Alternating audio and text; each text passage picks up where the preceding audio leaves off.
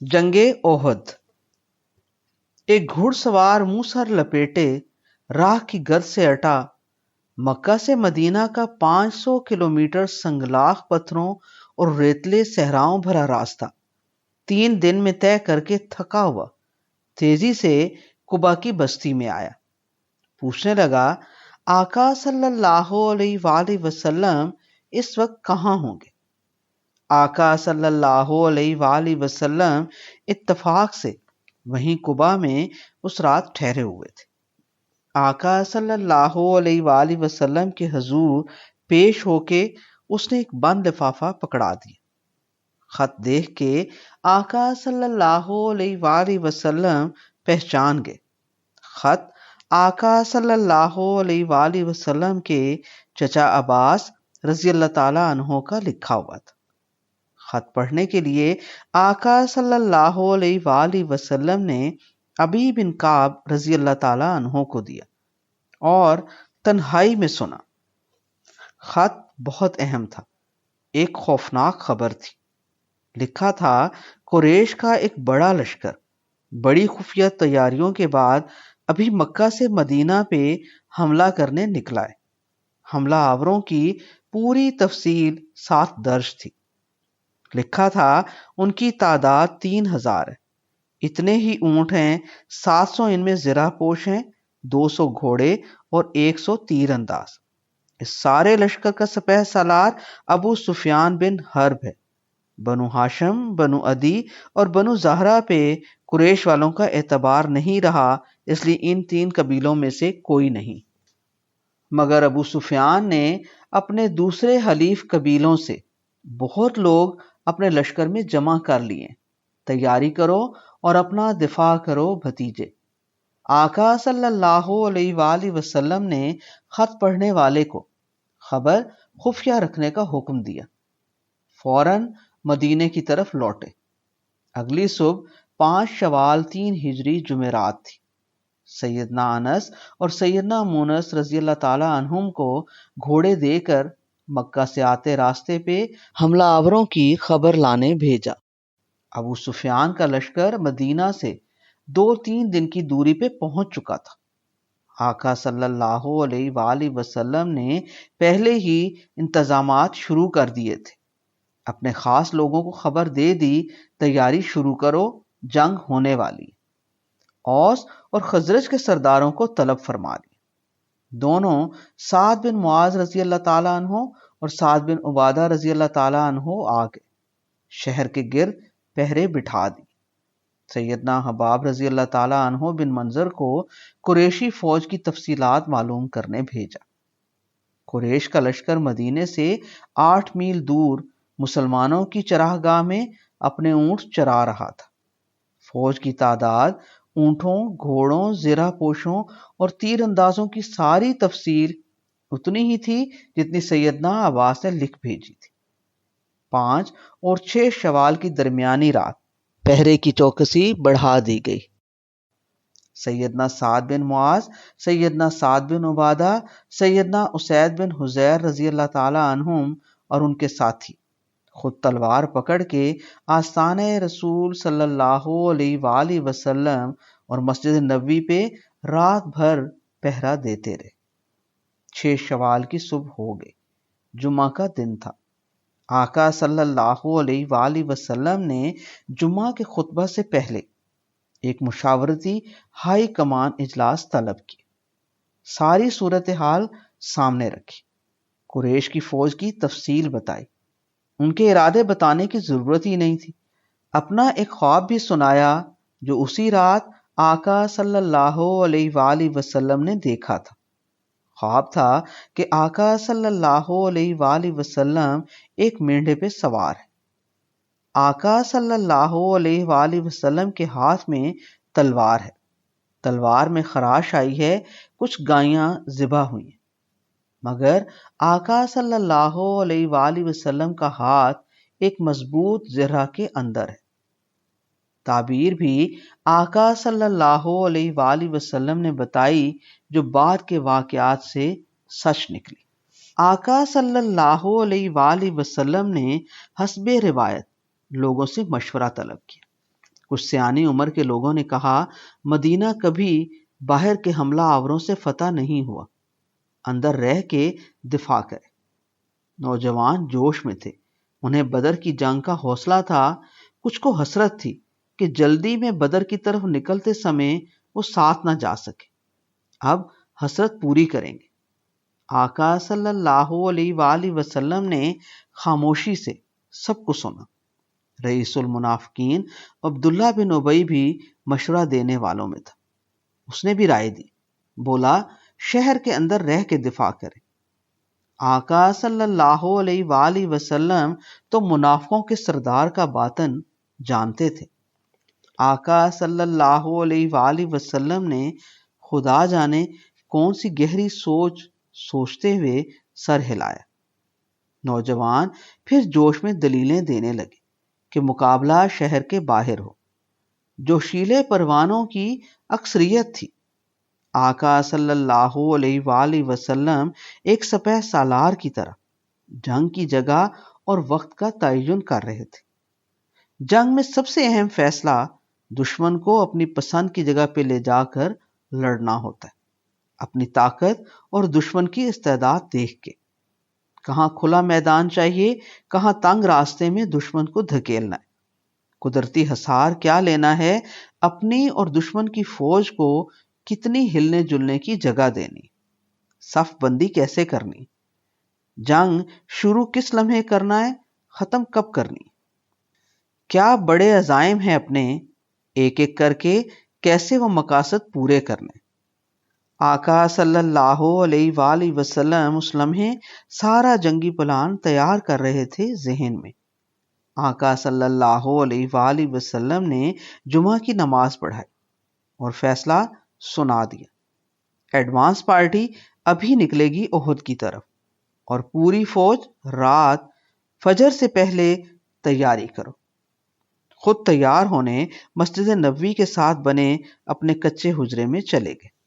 آقا صلی اللہ علیہ وآلہ وسلم جب تیار ہو کے نکلے تو روپ ہی اور تھا، کمال حد جمال پہ کمال حد جلال تھا، جنگی پوشاک میں ملبوس قوت اور جرت کا ذی وقار رنگ، سر پہ امامہ جس پہ میدان جنگ میں آہنی خود ہونا تھا، سینہ اتھر پہ 2 آہنی زرہیں، جیسے علم ہو آج بدراہ دشمن کے وار روکنے ہیں، پشت کو پٹکے سے کسا ہوا کہ شان جلالی میں بھی ماہ کامل کا جمال رہے، گردن کی ایک طرف خیرہ کرتی آنکھوں کو چمکتی تلوار کا پرتلا، دوسرے کندھے پہ کمان لٹکی ہوئی، کمر کے پیچھے تیروں سے بھرا ترکش، اور ہاتھ میں جری نیزہ۔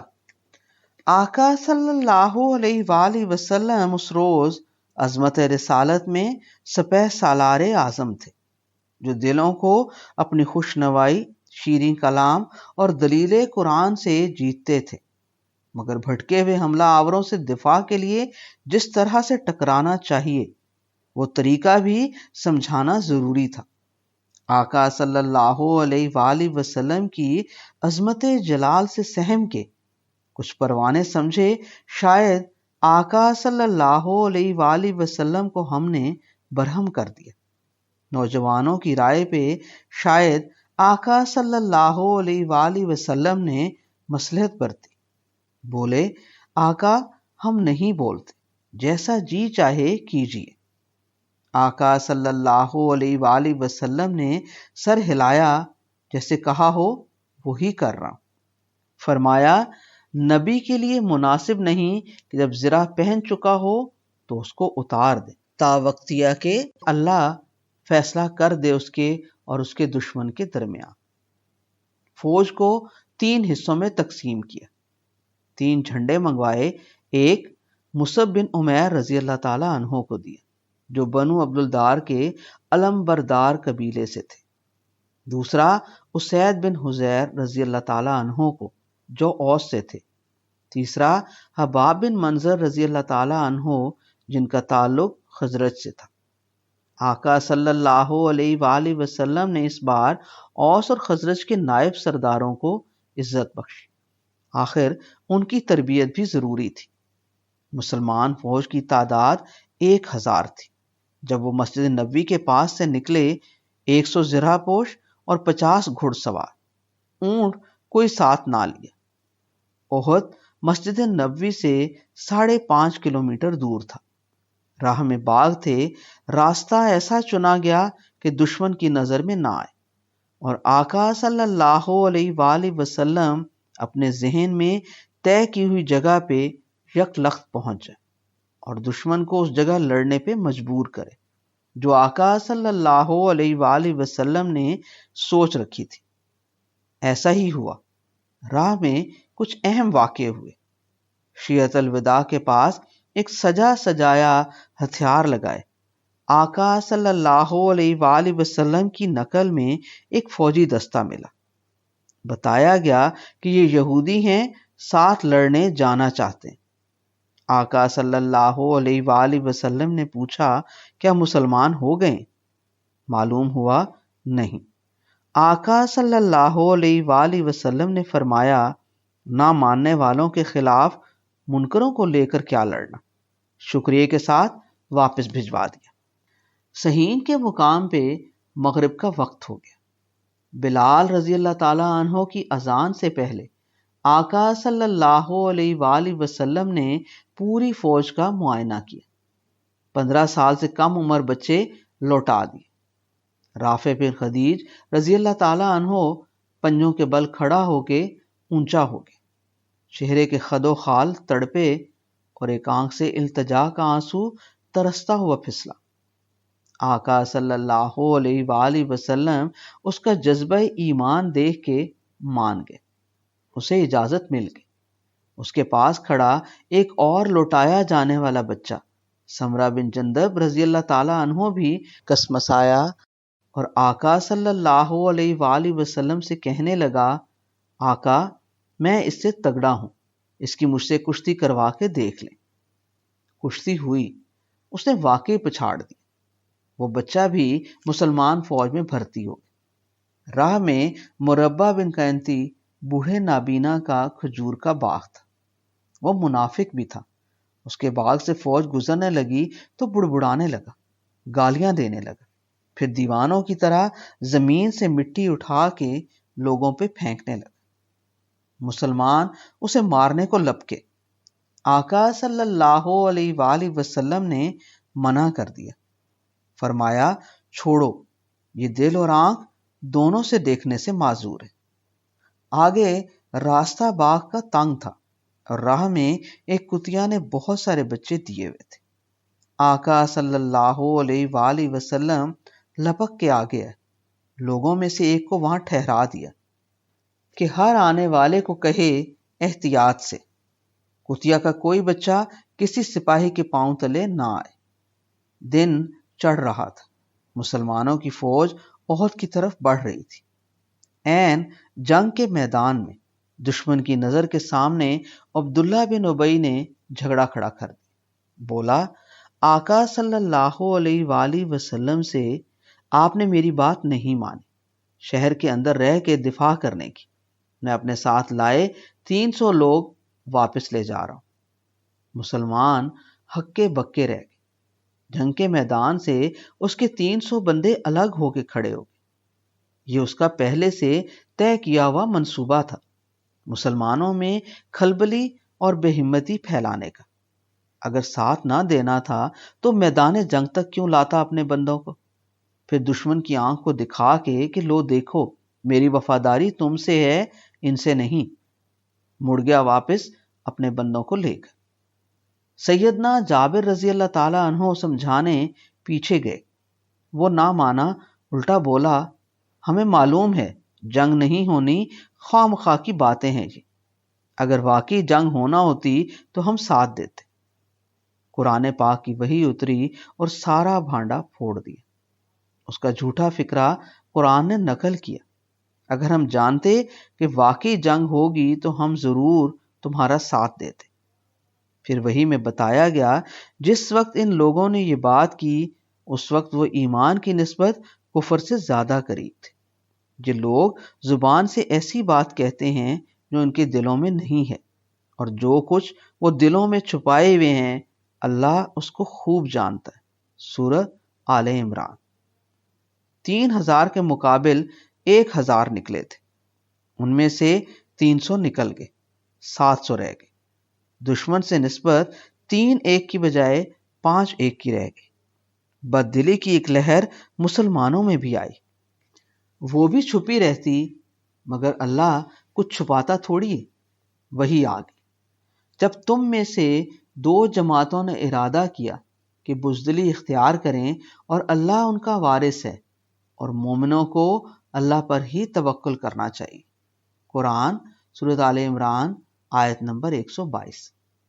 سیدنا جابر رضی اللہ تعالیٰ عنہ جو تڑپ کے عبداللہ بن ابی کو منانے اس کے پیچھے گئے تھے، اس آیت کو سن کے رویا کرتے تھے اور کہتے تھے یہ ہمارے بارے میں اتری ہے، میں بے دل ہوا تھا، پھر اللہ وارث ہو گیا اور حوصلہ دیا۔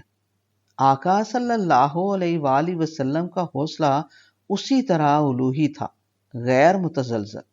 فرمایا تم ہی جیتو گے اگر حکم پہ چلو گے اور ثابت قدم رہو گے۔ آقا صلی اللہ علیہ وآلہ وسلم نے کمال ماہرانہ عسکری حکمت عملی سے اپنی سپاہ کے لیے جگہ ڈھونڈی، احد کے پہاڑ کو اپنے عقب میں اور داہنی اوٹ میں لیا، کمانڈ ہیڈ کوارٹر بلندی پہ لے گئے۔ آگے نشیب کی تنگ راہ میں دشمن کو لا کے ختم کرنے کا پلان بنایا، جدھر اس کے گھوڑے کام نہ دکھا سکے۔ جدھر جدھر سے گھوڑوں کے دستے کی راہ تھی اس کے درمیان ایک چھوٹی سی ٹیکری نما پہاڑی تھی، جبل اینین، جسے جبل رمات بھی کہا جاتا ہے، اسلامی لشکر سے کوئی 150 میٹر دور۔ اس پہ 50 تیر انداز بٹھا دی۔ ان کا لیڈر عبداللہ بن جبیر رضی اللہ تعالی عنہ تھا۔ حکم دیا کہ تم سب نے یہاں بیٹھ کے قریش کو ہم پہ عقب سے حملہ کرنے سے روکنا ہے۔ اگر تم ہمیں مشرکوں پہ غالب آتا دیکھو تب بھی نہیں ہٹنا، اگر مشرکوں کا غلبہ دیکھو تب بھی اپنی جگہ نہیں چھوڑنی، اگر پرندوں کو بھی ہمیں اچکتے دیکھو تب بھی اس جگہ سے نہ ہٹنا، یہاں تک کہ میں بلا بھیجوں۔ صاف صاف کہہ دیا کہ اگر ہمیں قتل ہوتے دیکھو تو بھی یہاں سے نہ اترنا، اگر مال غنیمت اکٹھا کرتے ہمیں دیکھو تب بھی یہیں جمے رہنا۔ فوج کا محاصرہ زبیر بن عوام رضی اللہ تعالیٰ عنہ کے ہاتھ تھا، ساتھ انہیں حکم تھا کہ خالد بن ولید کو روکنا۔ میمنہ پہ منظر بن عمر رضی اللہ تعالیٰ عنہ، قلب میں کمان امیر حمزہ رضی اللہ تعالیٰ عنہ کے پاس، قیادت کا پڑاؤ پہاڑ کے دامن میں اونچائی پہ، کہ حملہ اگر شدید ہو تو اوپر چڑھنے کی آزادی، سہولت اور برتری کا فائدہ رہے، دشمن نشیب میں رہنے پہ مجبور رہے۔ کمال حکمت عملی تھی۔ جنگ بدر اور جنگ احد کے درمیان مسلمانوں کی دشمنوں سے 9 بار مٹ بھیڑ ہو چکی تھی، ان میں 3 بار آقا صلی اللہ علیہ وآلہ وسلم خود ساتھ تھے۔ ہر مارکے میں الگ پلان، الگ حکمت عملی۔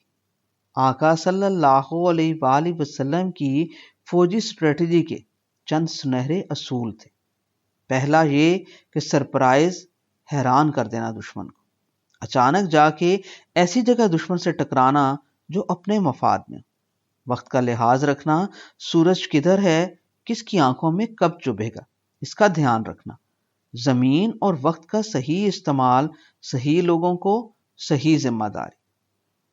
اب صورتحال یہ تھی کہ شمال میں 6 کلومیٹر لمبے احد پہاڑ کے دامن میں آقا صلی اللہ علیہ وآلہ وسلم کی کمانڈ پوسٹ تمام منظر نامے میں اونچی، سرخی مائل سنہرے بھورے پتھریلے خشک پہاڑ پہ، سامنے نشیب میں مسلمانوں کی پیادہ فوج، تلواروں اور نیزوں سے مسلح، امیر حمزہ رضی اللہ تعالیٰ عنہ کی قیادت میں، ان کے دائیں بائیں گھڑ سوار دستے، زبیر بن عوام اور منظر بن عمر رضی اللہ تعالیٰ عنہم کے زیر کمان، ان کے آگے جبل رمات پہ تیر انداز، جو چاروں طرف کے کھلے راستوں پہ نظر رکھ کے کسی بھی طرف سے دشمن کے گھڑ سواروں کو پہاڑ کے نشیب میں چنی ہوئی جنگ کی جگہ پہ جانے سے روکنے کی صلاحیت، مقام اور قدرت رکھتے تھے۔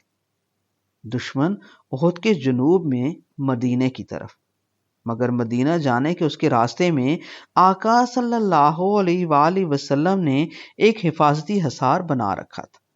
وہ مسلمانوں کی فوج کا ایک حصہ تھا جس کی کمان محمد بن مسلمہ رضی اللہ تعالی عنہ کے ہاتھ تھی۔ وہ ایک طرح سے آقا صلی اللہ علیہ وآلہ وسلم کا جنگی ریزرو بھی تھا۔ آقا صلی اللہ علیہ وآلہ وسلم نے فرمایا، جب تک حکم نہ دوں جنگ نہ شروع۔ پھر آقا صلی اللہ علیہ وآلہ وسلم نے اپنی تلوار نکالی، اسے میان سے نکال کے لہرایا۔ صبح کی دھوپ کرنوں میں وہ تلوار کٹے ہوئے سورج کی طرح چمکی، اور آقا صلی اللہ علیہ وآلہ وسلم نے فرمایا، یہ تلوار اسے دوں گا جو اس کا حق ادا کرے۔ کون حق ادا کرے گا؟ کئی ہاتھ لپکے، کئی روحیں تڑپی، سب پروانے مچل گئے۔ سیدنا ابو دجانہ رضی اللہ تعالی عنہ لپک کے آ گیا۔ ان کی ملتجانہ نگاہوں میں ستارے توڑ لانے کی امید اچھلی، اور وہ بولے، آقا کیا حق ہے اس کا؟ آقا صلی اللہ علیہ وآلہ وسلم نے فرمایا، اسے دشمن پہ اتنا مارا جائے کہ یہ ٹیڑھی ہو جائے، اور کسی مسلمان کو اس سے نہ مارا جائے۔ ابو دجانہ رضی اللہ تعالی عنہ یک لخت بولے، میں حق ادا کروں گا۔ آگے بڑھے اور آقا صلی اللہ علیہ وآلہ وسلم نے وہ تلوار انہیں دے دی۔ ابو دجانہ رضی اللہ تعالی عنہ، جن کا پورا نام سماک بن خرشہ تھا اور جو خزرج کے سردار سیدنا سعد بن عبادہ رضی اللہ تعالی عنہ کے چچا زاد تھے، تلوار ہاتھ میں لیتے ہی جیسے پہاڑ بن گئے۔ گلے میں باندھا لال رومال نکال کے اس کی پٹی بنا کے سر پہ باندھا، اور آقا صلی اللہ علیہ وآلہ وسلم سے لی ہوئی تلوار پہ لکھا ہوا شعر رجیہ انداز میں پڑھتے ہوئے اکڑ کے چلنے لگے۔ شعر تھا، بزدلی میں آر ہے، آگے بڑھنے میں عزت، اور کم ہمتی کرنے سے تقدیر نہیں بدلتی۔ وہ شعر پڑھتے جاتے، اکڑ اکڑ کے تلوار لہراتے جاتے۔ آقا صلی اللہ علیہ وآلہ وسلم انہیں جاتے دیکھ کے بولے، یہ چال اللہ کو پسند نہیں سوائے ایسے موقع کی۔ دشمن فوج نے بھی اپنی اگلی جنگی قطار قائم کر دی۔ ابو سفیان نے میمنہ میں خالد بن ولید رکھا، میسرہ میں اکرمہ بن ابو جہل، اور پیدل دستہ صفوان بن امیہ بن خلف کے حوالے کیا۔ تیر اندازوں کو عبداللہ بن ربیعہ کی کمان میں دیا، اور اپنا جھنڈا دینے کے لیے قریش کے علم بردار قبیلے کی طرف گیا۔ اس دوران قریش کے ساتھ آئی ہوئی بنی سجی سمری 14 خواتین کی ٹولی دف بجاتی ہوئی رزم گاہ کے ایک کونے سے کونجوں کی ڈار کی طرح پھڑپھڑاتی ناچتی ہوئی نکلی، اور وہ لہراتی ہوئی رضیہ اشعار پڑھ کے بدر میں مارے گئے سرداروں کے انتقام پہ اپنے لوگوں کے جذبات بڑھانے لگے۔ وہ اپنے سپاہیوں کی طرف لچک لچک کے گیت گائیں، نخنو بنات طارق نمشی علی نمارق، ان تقبلو نیانک ان تدبرو نفارق، فراق غیر عامق۔ ہم بیٹیاں ہیں آسمان کے تاروں کی، چلتی ہیں ہم قالینوں پر، آگے بڑھو گے تو تمہیں سینے سے لگا لیں گی، پیٹھ دکھاؤ گے تو چھوڑ جائیں گی، جدا ہوں گی ایسے کہ تمہیں محبت نہ دکھائی دے گی۔ خواتین کی ٹولی گئی تو مدینے سے بھاگا غدار ابو عامر اپنی نمائشی زہد و پارسائی کے ساتھ مسلمانوں کے سامنے آئے۔ نام اس کا عبد عمر بن سیفی تھا، خود کو راہب مانتا تھا۔ کبھی وہ مدینے میں آقا صلی اللہ علیہ وآلہ وسلم کا منتظر تھا۔ آقا صلی اللہ علیہ وآلہ وسلم آئے تو حسد میں دشمن بن گئے۔ آقا صلی اللہ علیہ وآلہ وسلم نے اس کا نام راہب کی بجائے فاسق بنا دیا۔ مدینے کے مسلمان اسے دیکھتے ہی چیخے، او فاسق دفع ہو جا۔ وہ سمجھتا تھا مجھے دیکھ کے میرے قبیلے والے آقا صلی اللہ علیہ وآلہ وسلم کا ساتھ چھوڑ دیں گے۔ وہ بے وقوف ابھی پنڈال میں ہی تھا کہ ابو سفیان بن حرب اپنی فوج کو حتمی شکل دیتے دیتے قریش کا جھنڈا قریش کے علم بردار قبیلے عبدالدار کے طلحہ بن طلحہ کو دیتے ہوئے اسے غیرت دلانے لگا۔ بولا، تم لوگوں نے جس طرح بدر میں اس جھنڈے کی بے توقیری کرائی، آج نہ کرانا۔ وہاں پہلے بھی تم لوگوں نے یہ جھنڈا گرا کے ہماری ناک کٹوا دی۔ اگر اسے سنبھالنا نہیں آتا تو کسی اور کو دے دو۔ طلحہ بن طلحہ سیخ پا ہو گیا۔ بولا، یہ ہمارے خاندان کی شان ہے، مجال ہے جو کوئی اور جھنڈا بردار ہو، آج دیکھ لینا کیسے اسے بلند رکھتے ہیں۔ ابو سفیان بھی شاید یہی چاہتا تھا کہ اسے بھڑکا دو، مگر وہ شاید زیادہ ہی بھڑک گیا۔ پورا کنبہ اس نے اس جھنڈے کے لیے مروا دیا۔ جھنڈا پکڑ کے خود ہی آگے بڑھا اور مسلمانوں کو دعوت مبارزت دی۔ ساتھ اونچی آواز میں بولا، تم لوگوں کا خیال ہے کہ تمہاری تلواریں ہمیں جہنم پہنچاتی اور ہماری تلواریں تمہیں جنت عزیز ہے، آؤ میری تلوار تمہیں تمہاری جنت میں پہنچا دے۔ سیدنا علی رضی اللہ تعالی عنہ اچھل کے آگے بڑھے۔ اونٹ پہ چڑھے آتے طلحہ بن طلحہ کے منہ سے ابھی اپنا فکرہ مکمل بھی نہ ہوا تھا کہ تلوار گھمائی، پہلے اس کی ٹانگ کٹی، پھر وہ نیچے لڑکا تو گردن اڑا دی۔ وہ مسلمانوں کو جنت پہنچانے کے لیے جنت بولتے ہوئے تے تک نہ پہنچا تھا کہ خود جہنم رسید ہو گیا۔ جھنڈا تو جھنڈا بردار قبیلے کے لیے ان کا حق تھا۔ طلحہ بن طلحہ کا بھائی عثمان بن طلحہ بھاگ کے آیا اور جھنڈا گرنے سے بچانے لگا۔ سیدنا حمزہ رضی اللہ تعالی عنہ کی تلوار اس بار لہرائی، کندھے پہ پڑی، ناف تک اسے چیر دیا۔ پیٹ کی انتڑیاں خون اچھلتی ہوئی اس کے گرے جسم کو ریت میں لت پت کر گئی۔ ان دونوں کا تیسرا بھائی ابو سعد بن ابی طلحہ اس بار جھنڈا پکڑنے آیا تو دور کھڑے سعد بن ابی وقاص رضی اللہ تعالی عنہ نے تاک کے تیر مارا، جو اس کی گردن میں ایسے پرویا گیا جیسے اون کے گولے میں سویٹر بننے والی سلائی۔ پھر تلوار سے لپک کے اسے بھی مار دی۔ طلحہ کا ایک اور بیٹا جلاس بن طلحہ جھنڈا اٹھانے آیا تو سیدنا طلحہ بن عبید اللہ رضی اللہ تعالی عنہ نے مار گرایا۔ اس خاندان کا چھٹا بندہ ارطاد بن شرحبیل جھنڈے کو پکڑنے لپکا تو پھر سیدنا علی رضی اللہ تعالی عنہ کی تلوار چمکی اور وہ بجھ گیا۔ اس خانوادے کے 6 لوگوں کے بعد دوسرے 4 بندے اس جھنڈے کو اٹھانے آئے مگر مارے گئے۔ پھر جھنڈا بردار قبیلے کا ایک غلام سراب آگے آیا، وہ جھنڈا اٹھا کے بچا لے گیا۔ مسلمان اس کے پیچھے لپکے، وہ بہادری سے لڑا، آخر مرتے ہوئے بولا، میں نے تو کوئی کسر نہ چھوڑی۔ جھنڈا زمین پہ گرا رہ گیا، اوپر دھول مٹی اور گھوڑوں، اونٹوں اور لوگوں کے پیروں کے نشان اسے روند گئے۔ عام لڑائی شروع ہو گئی۔ لڑائی کے آغاز میں ہی قریش کے 10 لوگ مارے گئے، وہ خوفزدہ ہو گئے۔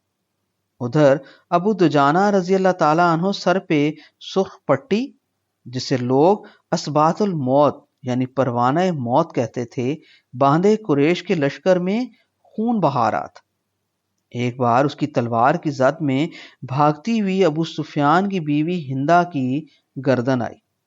تلوار اٹھ چکی تھی، ابو دجانہ رضی اللہ تعالی عنہ نے اس کی گردن تک پہنچنے میں روک دی اور زیر لبی بولا، آقا صلی اللہ علیہ وآلہ وسلم کی تلوار ہے، اس تلوار کی شان نہیں کہ ایک عورت پہ آزمائی جائے۔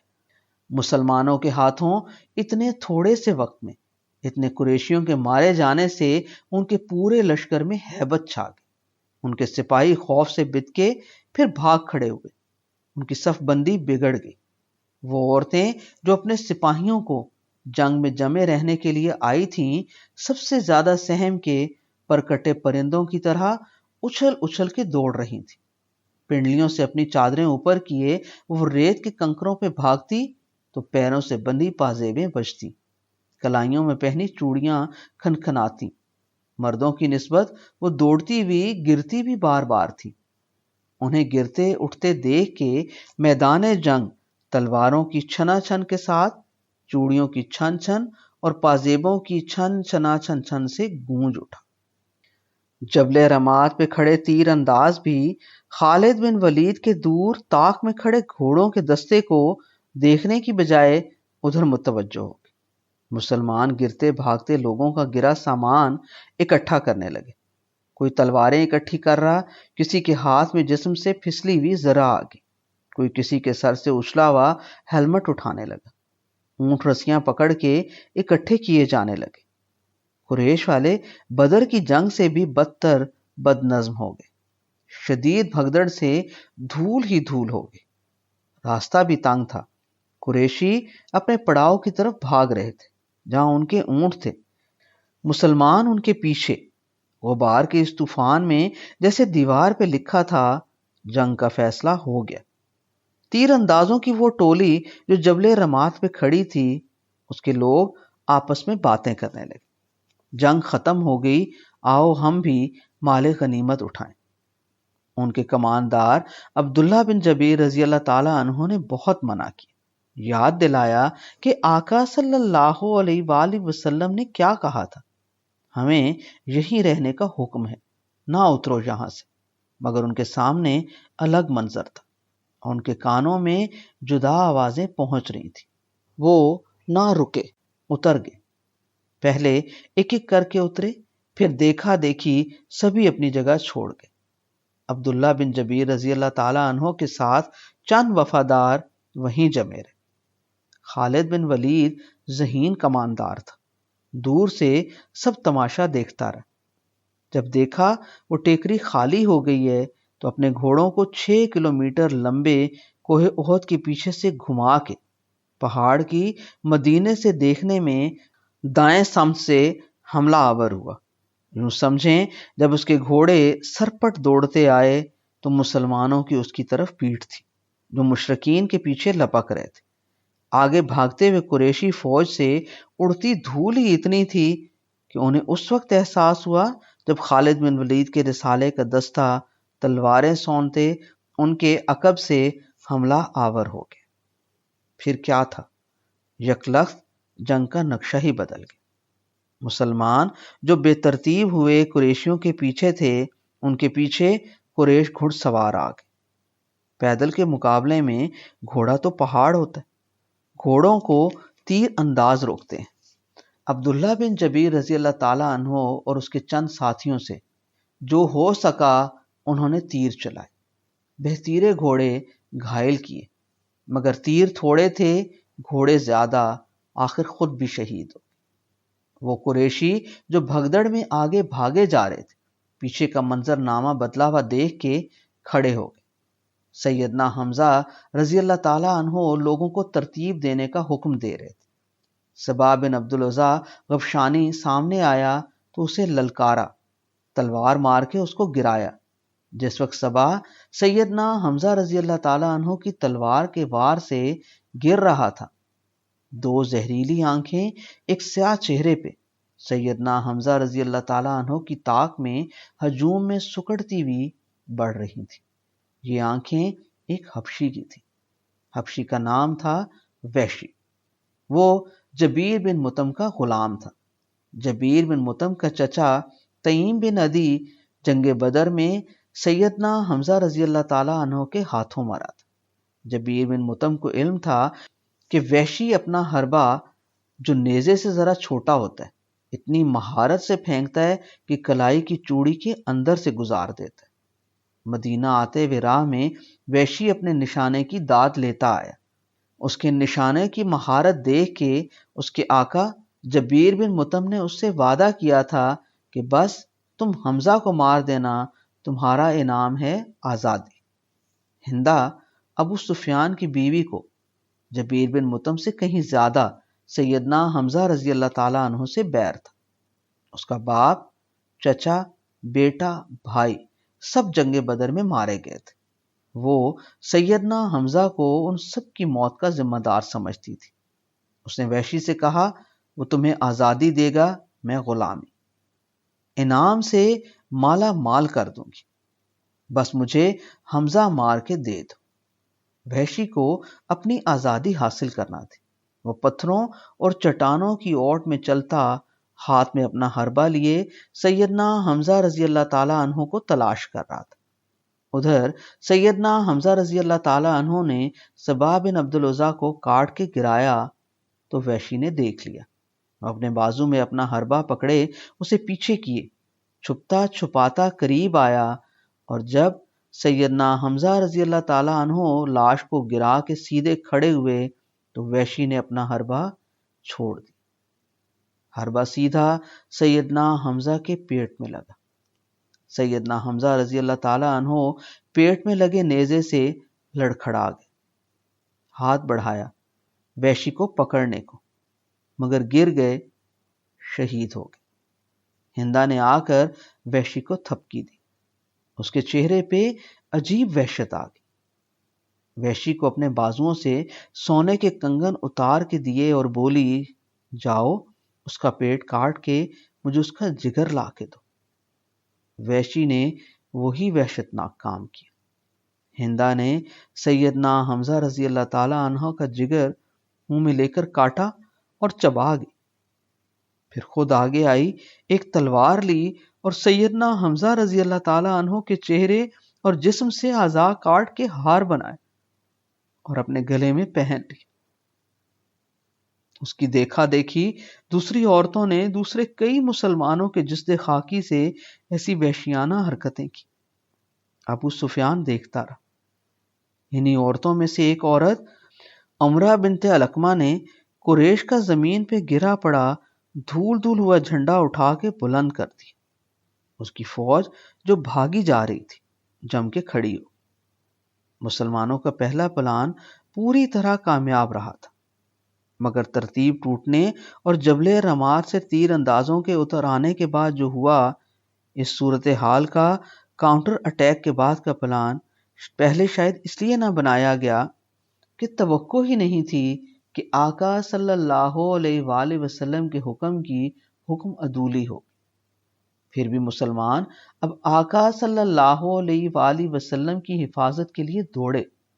پہلے سے 9 جانبازوں کی ایک جماعت آقا صلی اللہ علیہ وآلہ وسلم کی نگہبانی پہ متعین تھی۔